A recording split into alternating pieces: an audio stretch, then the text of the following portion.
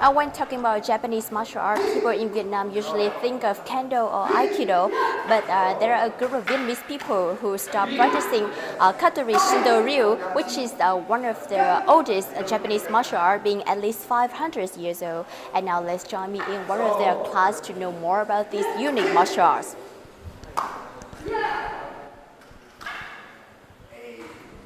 It is 8 a.m. on Sunday morning, and all the members in Shobukan Dojo are already very eager with their practice routine. They come from all walks of life with different professions and backgrounds, but they have one thing in common: the enthusiasm for Katori Shinto Ryu. This martial art does not only attract men but also women.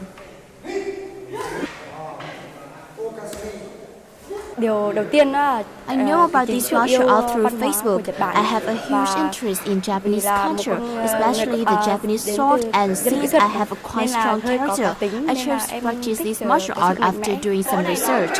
When practicing this martial art, I don't have to put too much energy into a move, so it is not too intense for me, but it can also keep me fit.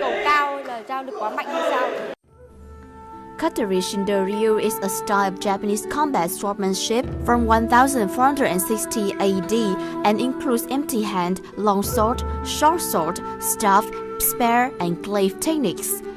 Until recently, his style has been kept hidden away from the prying eyes of outsiders. It has been passed down as a secret tradition from generation to generation, teacher to student, intact and relatively unchanged for more than half a millennium. Only recently have outsiders been allowed to access and enjoy real traditional martial arts. Katori Shinto Ryu is not only one of the oldest Japanese martial arts, but also an intangible cultural asset of Japan. Thus, it represents the culture and spirit of Japan. When we practice this martial art, we don't just focus on the fighting techniques, but also other manners such as traditional customs of Japan. Katori Shinto Ryu found its way into Vietnam through Monter Strokov, a Dutch expat who has lived in their country and on off since 2000. An enthusiastic martial artist, Strokov trained in Judo and Aikido, as well as Muay Thai and English boxing before discovering Katori Shinto Ryu in 2006. After spending almost 3 months at a Japanese dojo in 2007, where he trained intensively under the supervision of Otake Sensei, the current headmaster of the martial art, Strokov was hooked. I practice many different martial arts, and also in Vietnam, you have Kiem dao and Võ Vĩnh Xuân Quyền, and also Muay Thai. And I can see that Vietnamese people and the youngsters are very martial. It's a martial country. If you look at history, it's very martial. They won many wars. The Vietnamese are very strong. But I see that the new generation of students here in Vietnam, they study a lot, but their body is not so developed anymore. So I think that martial art and sports are very good to complement intellectual training. So this is why I think another martial art in Vietnam it's good to introduce it. The other thing is Vietnam has a strong connection with old traditions. So this martial art is very old and also fits very well with the way of thinking and the way of practicing martial arts of Vietnamese.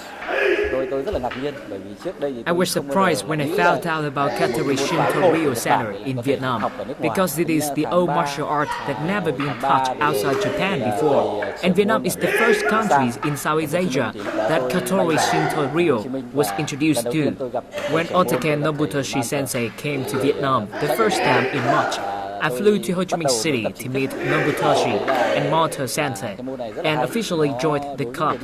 And now we have 3 dojos in Ho Chi Minh City and 1 in Hanoi to practice Katori Shinto Ryu.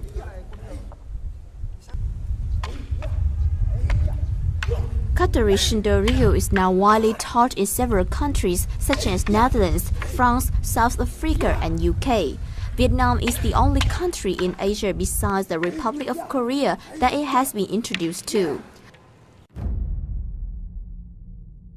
The founder of Katori Shinto Ryu, Isasa Ienao, emphasized to all Katori students that victory through combat is no real victory. True victory is gained by achieving one's aim without reliance on weapons or recourse to violence. This path leads to real peace. Indeed, this path embodies the way of peace.